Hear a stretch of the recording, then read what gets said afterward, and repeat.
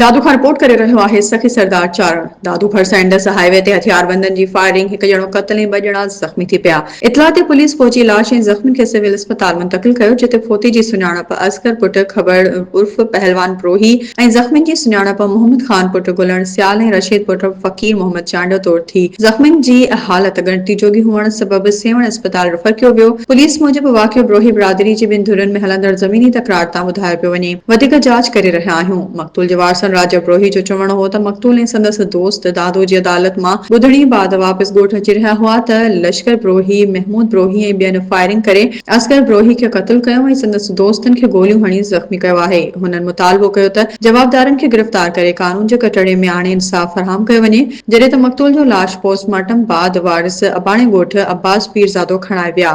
लाश घर पहुचण ते कोराम मची वियो। इलाइक़े में सोग वारी लहर छायल आहे। ॿिए तरफ़ पुलिस जो चवणु आहे त जवाबदारनि जी गिरफ़्तारी लाइ छापा हयां विया आहिनि। जवाबदार घर ख़ाली करे फरार थी विया आहिनि। वधीक छापनि जो सिलसिलो जारी आहे। जल्द जवाबदारनि खे कानून जे कटड़े में आंदो वेंदो।